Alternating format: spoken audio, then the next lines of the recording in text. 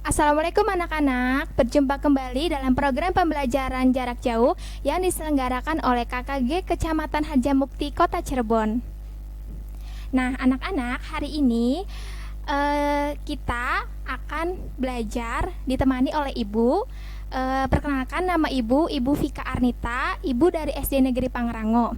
Oke anak-anak, hari ini kita sudah sampai di pembelajaran tema 5 tentang wirausaha, subtema 1, kerja keras berbuah kesuksesan di pembelajaran 3 dan 4. Nah, sebelum kita belajar, yuk kita berdoa dulu. A'udzubillahi minasyaitonirrajim. Bismillahirrohmanirrohim. Robitu billahi robba wabila islami dina wabim muhammadin nabiyya wa rasula Rabbi zidni ilman warzukni fahman.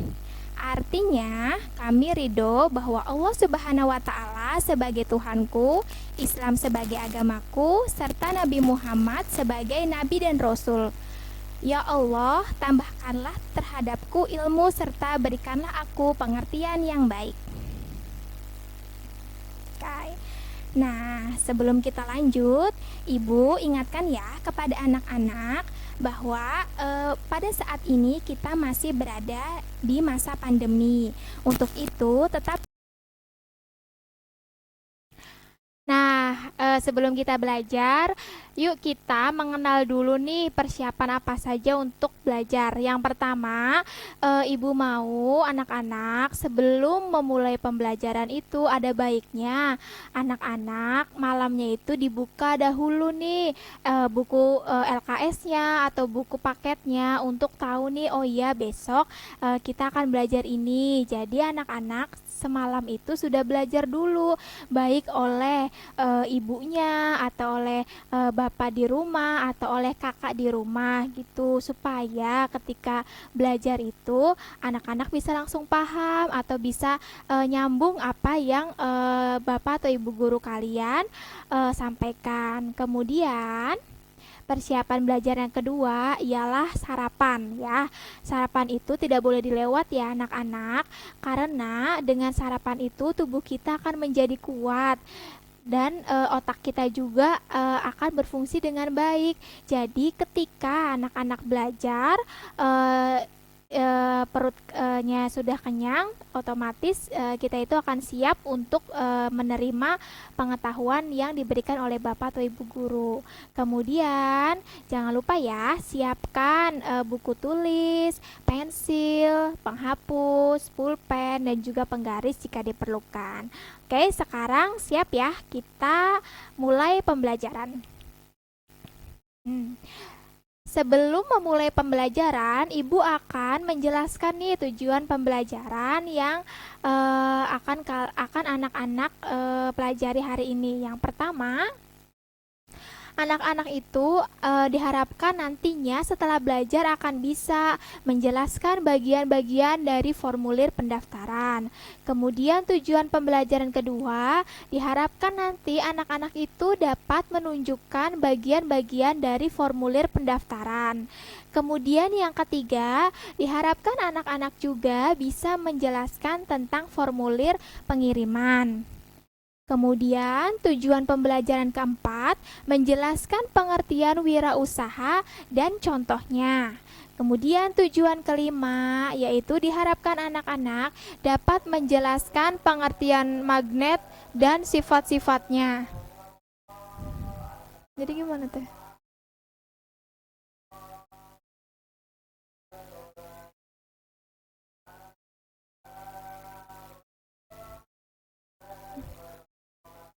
Oh.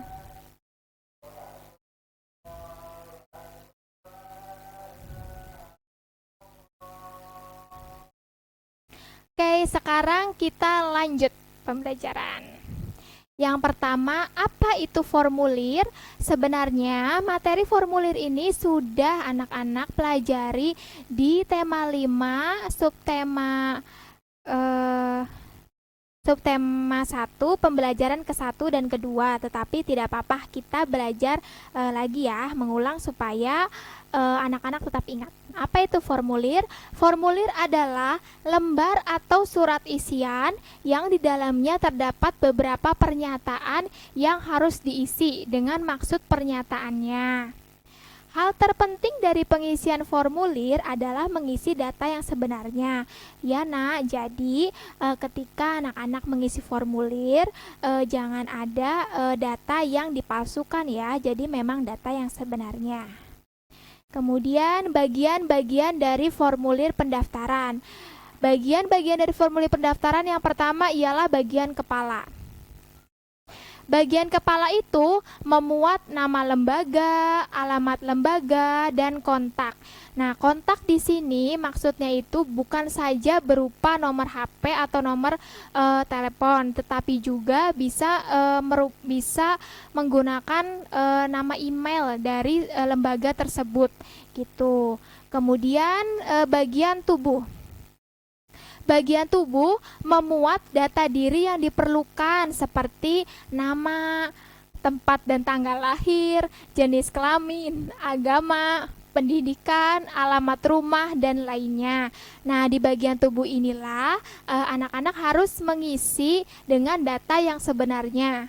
Kemudian di bagian akhir atau bagian ekor memuat tempat dan tanggal pengisian, tanda tangan, dan nama jelas.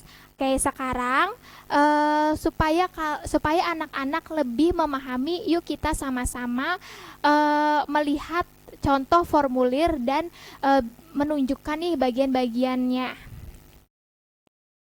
Nah, anak-anak, ini adalah contoh formulir pendaftaran yang nantinya kita akan lihat nih mana bagian kepala, bagian tubuh, dan bagian ekor ya. Oke. Di sini sudah ada 3 tanda panah ya. Yang pertama menunjukkan bagian kepala. Lihat ya anak-anak, di bagian kepala itu memuat nama lembaga, alamat lembaga, dan kontaknya. Kita lihat nih di formulir pendaftaran lomba ini.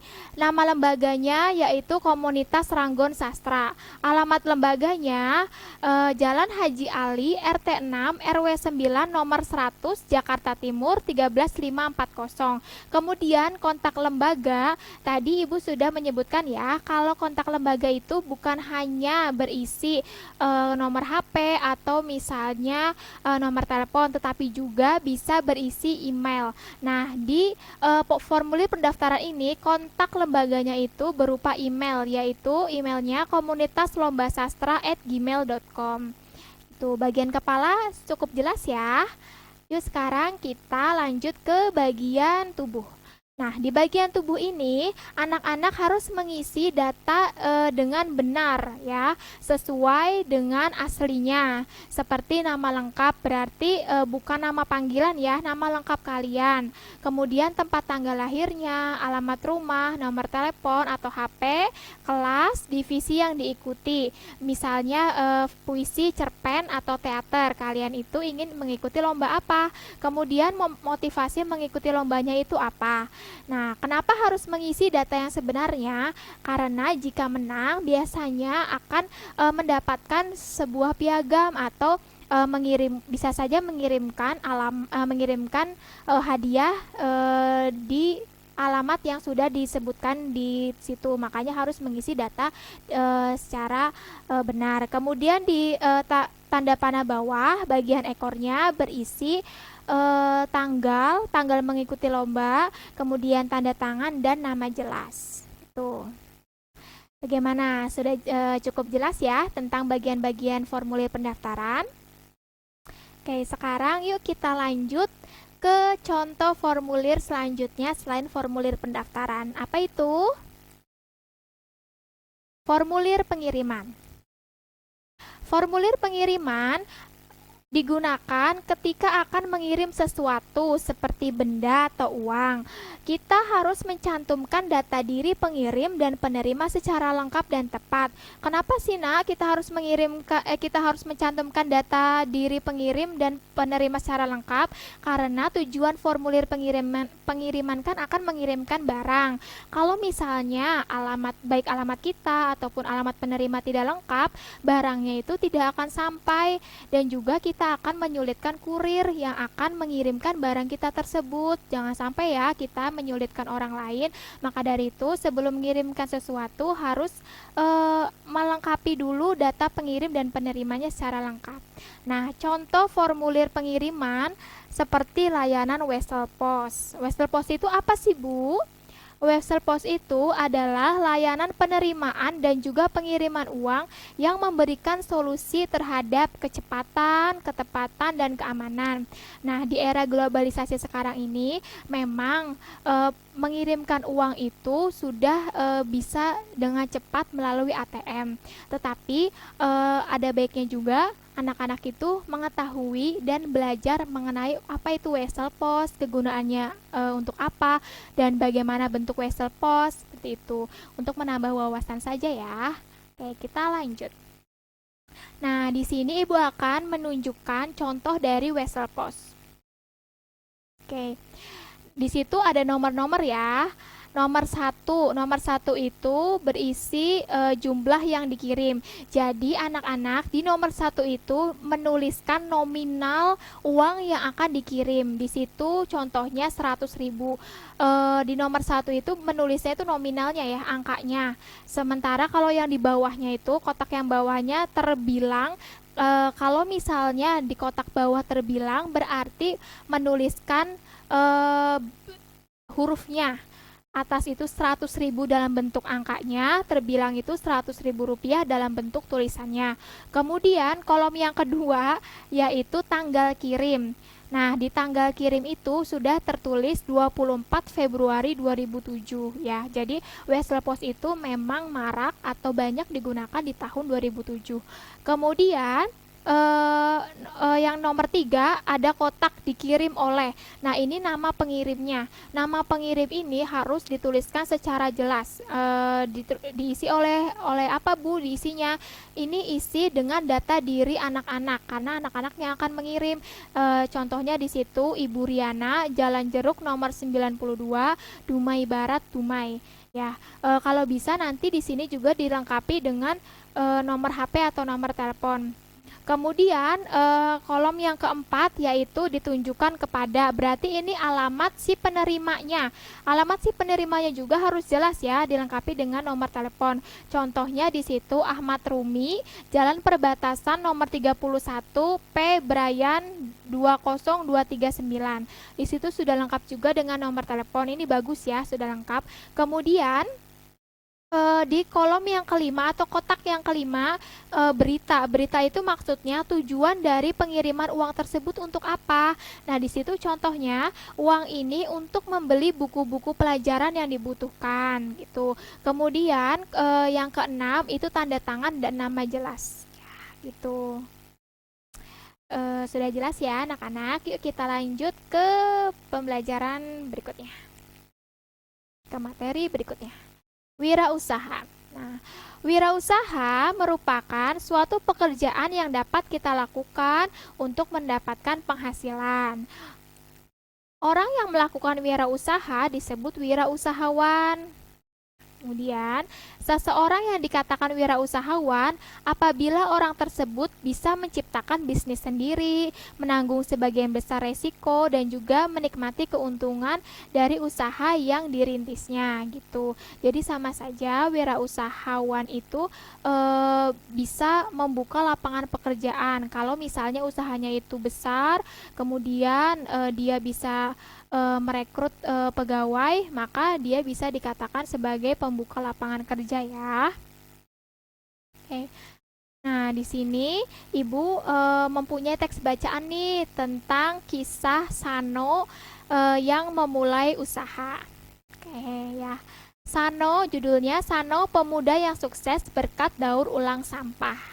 Bagi kebanyakan orang, yang bekerja dan berkarir di tempat yang bersih atau gedung perkantoran yang mewah merupakan hal bergengsi dan membanggakan apalagi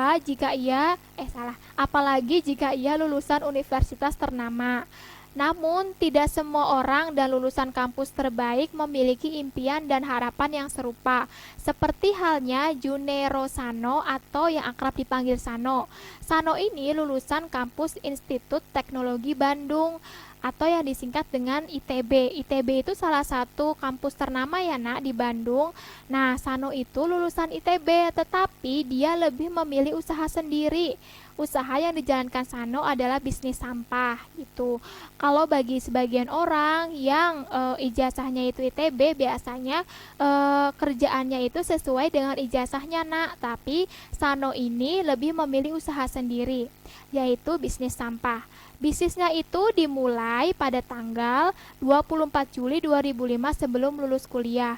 Wah, berarti Sano hebat sekali anak ya. Sebelum dia lulus kuliah, Sano sudah memulai bisnisnya. Sano membangun Greeneration Indonesia atau GI. Greeneration yaitu greennya itu hijau. Jadi Sano ini ingin menghijaukan kembali Indonesia ya. Nah, si GI ini merupakan usaha yang meminimalisasi permasalahan sampah. Sano tidak hanya membuat program lingkungan, namun juga wirausaha lingkungan. Jadi kemungkinan pada awalnya Sano ini ingin meminimalisasi permasalahan sampah yang banyak dengan mendaur ulangnya, tetapi kemudian dia juga membuat program wirausaha lingkungan nah gitu. Nah, pada tahun 2008 hingga saat ini perusahaan Greeneration Indonesia atau GI yang dibangun Sano itu sudah berhasil menjual sebanyak 500.000 tas bagus ramah lingkungan. Bagus ini merupakan salah satu produk keunggulan Sano nak. Jadi sampah yang tadi didaur ulang itu kemudian dijadikan tas. Nah, tidak sangka tasnya itu terjual 500.000. Itu bagus merupakan gabungan dari kata bag dan ghost yang merupakan bagian dari program Diet Kresek Greeneration Indonesia atau GI. Nah, tadi kita sudah mengetahui nih Sano dan usahanya. Sekarang kita akan belajar ciri-ciri seorang wirausahawan. Pertama, wirausahawan itu harus memiliki sifat yang jujur. Ya, dengan kejujuran, usaha apapun yang sedang dilakukan akan berkembang dan maju. Karena dengan kejujuran juga akan semakin banyak orang yang mempercayai kita dan juga membeli barang yang kita jual. Kemudian ciri yang selanjutnya yaitu memiliki jiwa yang ramah. Ya, nah, sebagai seorang wirausahawan itu kita itu tidak boleh kasar atau tidak boleh galak atau tidak boleh sinis kepada orang lain. Kita harus mempunyai jiwa yang ramah. Karena dengan jiwa yang ramah orang-orang itu akan betah mengobrol dengan kita. Kalau sudah betah, kita akan mempunyai banyak teman. Kemudian, ciri yang selanjutnya berani mendapatkan resiko. Ya, nak, seorang wirausahawan itu tidak melulu akan mendapatkan keuntungan atau tidak melulu usahanya itu akan maju. Tapi ada kalanya usahanya itu menurun atau mungkin bangkrut. Nah, ini seorang wirausahawan itu harus berani mendapatkan resiko. Ya. Kemudian memiliki sifat pekerja keras. Itu tadi jika seorang wirausahawan itu sedang jatuh atau sedang mengalami kegagalan, jika dia memiliki sifat pekerja keras, dia tidak akan lama-lama berada di bawah. Dia akan bekerja keras supaya usahanya itu kembali ke atas atau kembali laris. Kemudian ciri selanjutnya yaitu pernah mengalami kegagalan ya. Yang tadi Ibu sudah jelaskan ya bahwa seorang wirausahawan itu tidak mungkin selamanya berhasil, tidak mungkin selamanya untung, pasti memiliki kegagalan. Itu. Kemudian dapat memimpin anggotanya. Nah, seorang wirausahawan yang usahanya itu sudah besar, sudah melebar, apalagi sudah dikenal, biasanya memiliki banyak pegawai. Nah, untuk itu harus memiliki sifat kepemimpinan yang baik agar pegawainya juga bisa bertambah banyak sehingga bisnisnya itu bisa terus maju. Nah, anak-anak bisa memulai sifat kepemimpinan atau mempelajari sifat kepemimpinan itu dari mulai SD, misalnya ketika ibu guru menunjuk anak-anak untuk menjadi ketua kelas, jangan kalian menghindar, tetapi harus menerimanya dan mempelajari, oh seorang ketua itu harusnya seperti ini gitu. Kemudian memiliki jiwa kreatif ya. Di era globalisasi sekarang ini semuanya itu sudah serba ada ya nak ya. Kalau misalnya kita tidak kreatif, maka bisnis yang atau usaha yang kita geluti itu tidak akan dilirik oleh orang lain, karena biasanya seseorang yang tidak memiliki jiwa kreatif pasti akan meniru usaha orang lain gitu. Nah, usaha yang meniru itu tidak akan berlangsung lama. Oke, selanjutnya beberapa contoh wirausaha. Yang pertama misalnya membuka usaha jasa reparasi alat elektronik. Kemudian yang kedua, pembuatan speaker berbahan dasar magnet. Kemudian pembuatan alat pencari paku dengan magnet. Lalu pembuatan mainan menggunakan magnet. Nah, ini beberapa contoh usaha yang mungkin bisa anak-anak bangun ketika sudah dewasa, atau misalnya mengusulkan kepada bapak kalian atau kakak kalian nih, A atau Pa bisa memulai usaha ini gitu. Nah, kenapa Ibu menyebutkan banyak magnet di situ? Karena setelah ini kita akan belajar tentang magnet. Sudah siap ya? Ini adalah contoh gambar magnet. Ibu yakin anak-anak kelas 6 sudah mengetahui magnet itu seperti apa, lalu cara kerjanya itu bagaimana. Suatu benda dapat disebut magnet jika memiliki sifat-sifat kemagnetan. Salah satu ciri khas sifat magnet adalah mempunyai kemampuan untuk menarik benda-benda tertentu seperti besi dan baja. Ya, seperti kita lihat ya pada gambar. Di situ ada gambar magnet dan di bawahnya itu ada paku.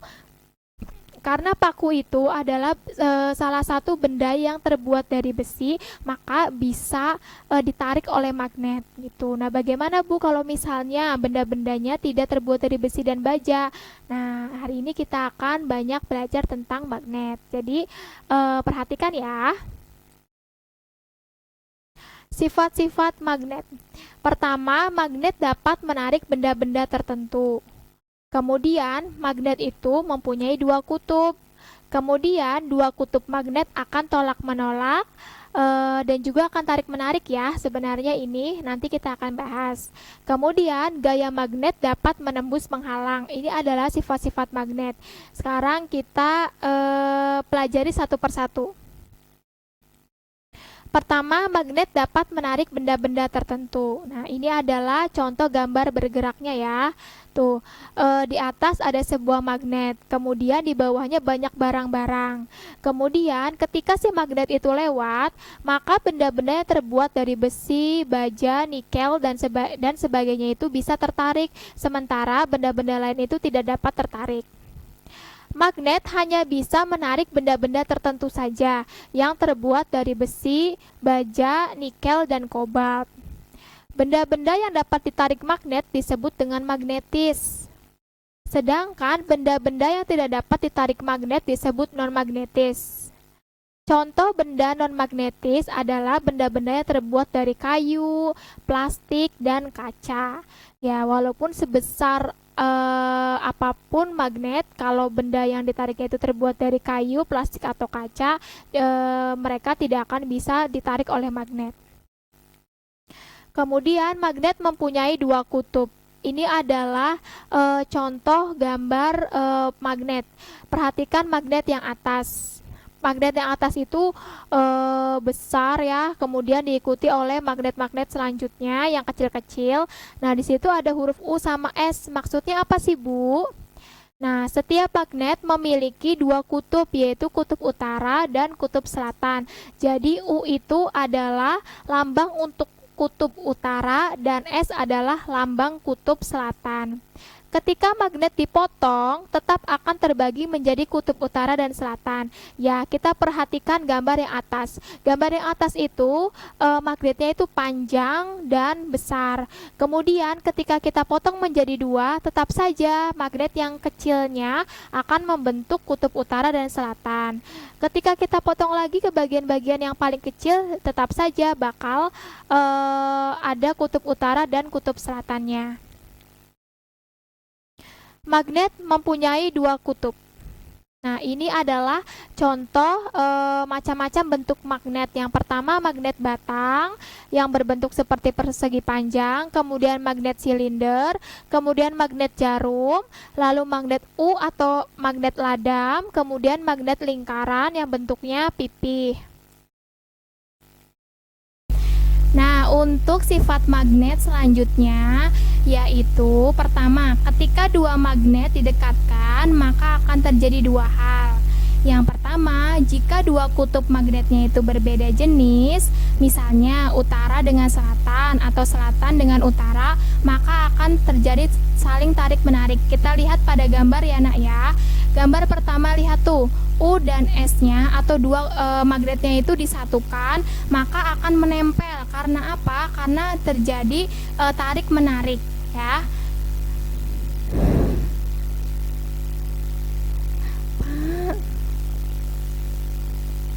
Kemudian jika dua kutub magnetnya sejenis, misalnya utara dengan utara atau selatan dengan selatan, maka magnet tersebut tidak akan menempel karena terjadi tolak menolak gitu. Menembus penghalang. Nah, di sini ada gambar ya. Di atas kaca itu ada beberapa paku, di bawahnya ada magnet. Ketika si magnet itu digeser-geser, maka pakunya juga akan ikut tergeser. Kenapa? Karena magnet dapat menembus penghalang. Kuat tidaknya magnet yang menarik suatu benda tergantung pada tebal tipisnya penghalang. Ya, semakin tebal penghalangnya atau kacanya, maka gaya magnetnya itu akan semakin kecil atau malah tidak ada gaya magnet sama sekali.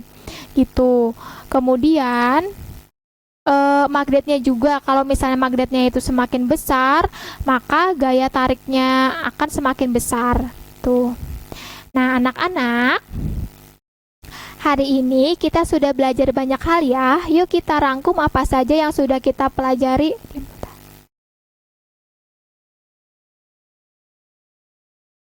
Yang pertama, kita belajar tadi tentang formulir. Formulir adalah lembar atau surat isian yang di dalamnya terdapat beberapa pernyataan yang harus diisi dengan maksud pernyataannya. Kemudian, kita juga belajar mengenai bagian-bagian dari formulir. Ini nggak apa-apa tadi sini tah. Oke. Nah, anak-anak, hari ini kita sudah belajar banyak hal ya.